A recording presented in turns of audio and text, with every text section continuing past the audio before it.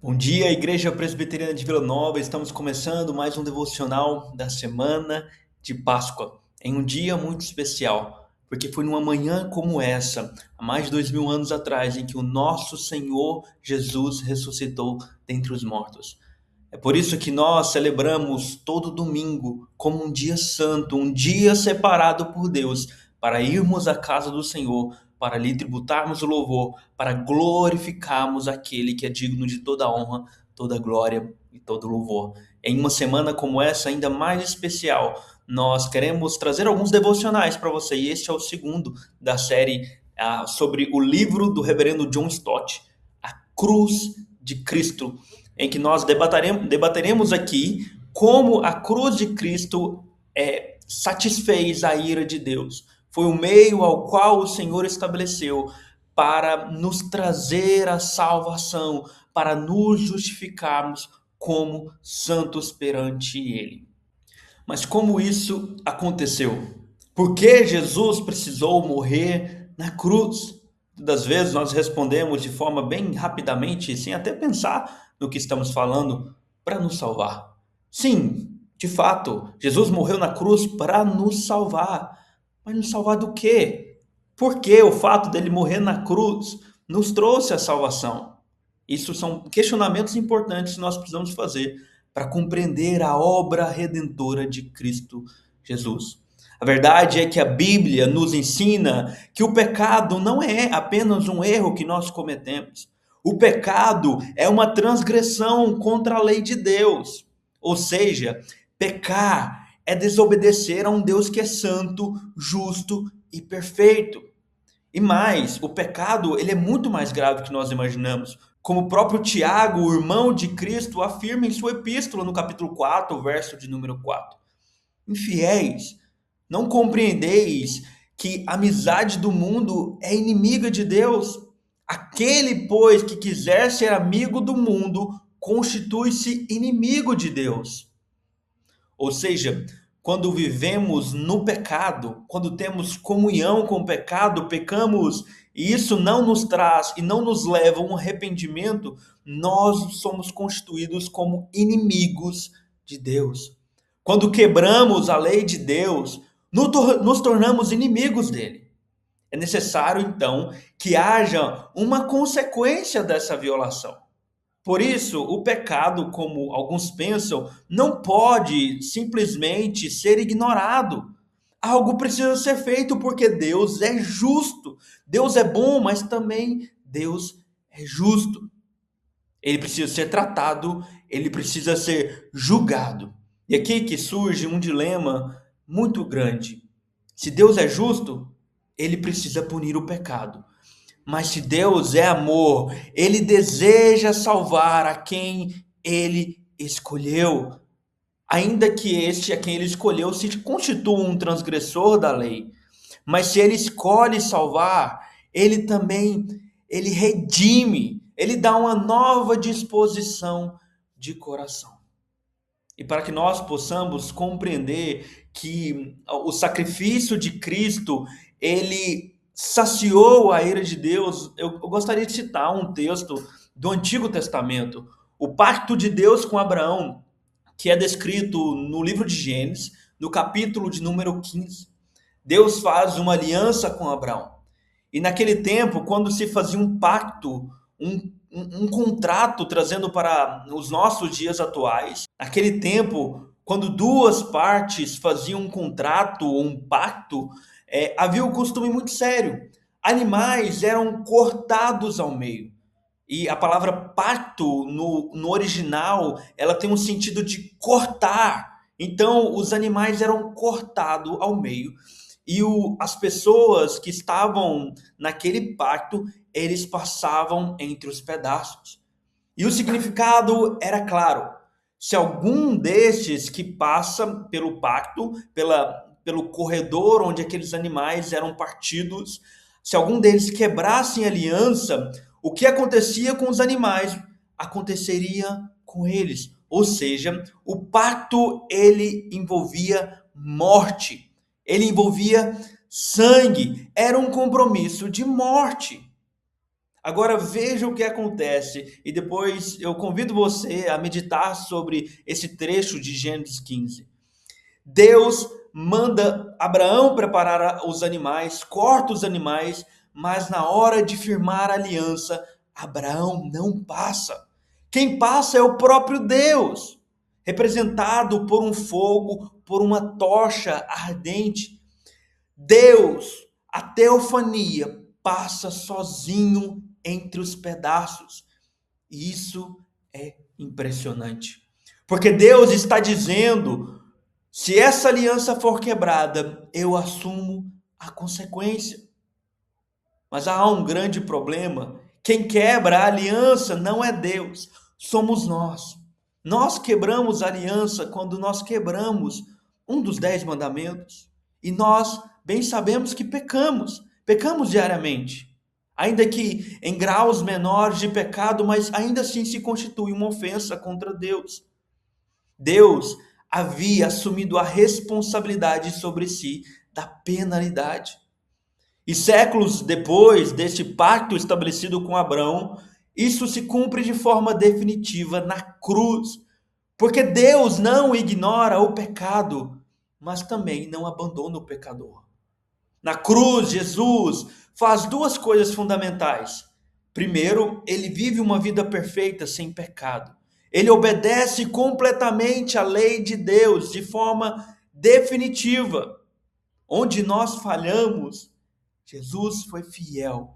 Ele cumpriu toda a justiça de Deus. E em segundo lugar, Cristo assume a penalidade da lei. Ele sofre por aquilo que nós estávamos destinados a sofrer, a morte eterna. O sofrimento, a consequência do pecado, a consequência da transgressão da lei é tomada sobre Cristo. E a Bíblia diz que Cristo se fez maldição em nosso lugar. Ou seja, o castigo que a lei exigia caiu sobre ele. Na cruz, a justiça de Deus foi satisfeita. E o amor de Deus também foi revelado. Porque ele, sendo justo e perfeito, ele desceu à condição mais humilde, como um de nós. Cristo, 100% Deus, se fez 100% homem. E ele se humilhou a ponto de morrer como um bandido, a ponto de morrer como alguém em quem os nossos olhos desprezariam. Ele se sujeitou à lei de Deus. O próprio Deus encarnado sofreu a ira ao qual nós estávamos destinados a sofrer. O pecado, meus irmãos, é algo sério. Isso deve ser levado em conta. Custou a vida de Cristo. E Deus é justo. Ele não relativiza o mal. Ele não fecha os olhos para o pecado. E um outro aspecto que nós devemos ver aqui é que Deus, ele é amoroso. Ele pagou o preço que a sua justiça exigia. E é por isso que a cruz é o centro de tudo. É o cumprimento da promessa feita em Gênesis 3, em que a serpente causaria-lhe dores, mas não de morte. Mas a morte seria efetuada na cabeça da serpente, que ela morreria de uma vez por todas. E é na cruz, meus irmãos, o centro do evangelho que nos traz a vida. E eu quero terminar com essa grande verdade. Na cruz, Deus não ignorou a lei. Deus cumpriu a sua lei. Todas as leis cerimoniais do Antigo Testamento apontavam para Cristo. E o próprio Cristo, depois de ressuscitado, ao aparecer aos discípulos no caminho de Emaús, ele fala que desde Moisés até os profetas, tudo falava a respeito dele.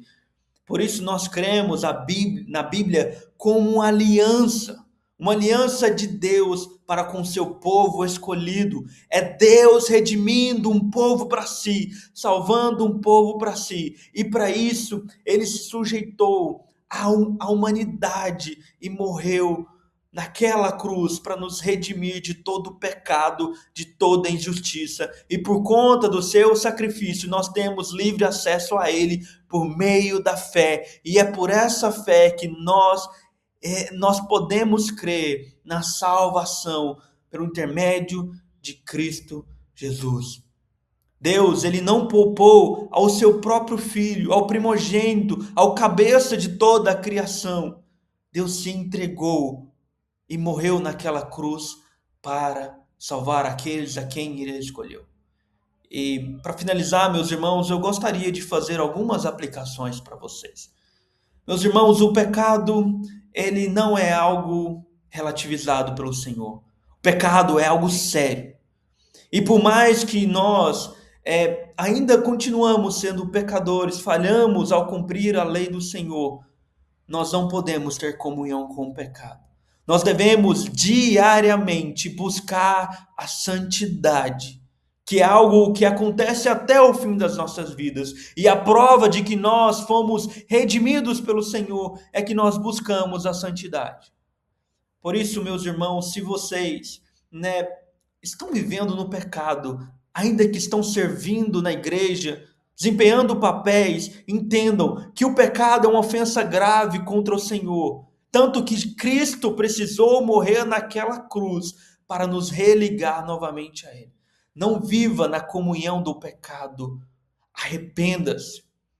A nossa Constituição de Fé de Westminster, no capítulo de número 15, que trata do arrependimento para a vida, fala que um pecado pequeno que seja, também pode nos levar à condenação. Lá também diz que não há pecado grande demais, que se verdadeiramente arrependido no Senhor, não nos traga a redenção por meio do sacrifício de Cristo Jesus. Portanto, meus irmãos, não vivam em comunhão com o pecado, mas arrependa-se. Arrependa-se tendo a consciência que o pecado é algo sério, que trouxe o sofrimento de Cristo Jesus. Desta forma, meus irmãos, nós vemos que a cruz, ela simbolizou a satisfação da lei. Ele cumpriu para que nós tivéssemos vida. E porque ele vive, ele ressuscitou, nós podemos crer que também nós ressuscitaremos e viveremos com ele e passaremos a eternidade desfrutando da sua presença. E é isso, meus irmãos, que Deus abençoe vocês. Que esta semana seja uma semana em que nós possamos renovar o nosso amor para com Ele, tributar louvores, glória e honra àquele que veio como homem, 100% homem, morreu naquela cruz, mas ao terceiro dia ressuscitou para nos trazer a vida por seu intermédio. Que Deus abençoe a todos vocês. Tenham uma ótima semana, um ótimo dia do Senhor. Tributem louvores, honra e glória ao nosso Deus.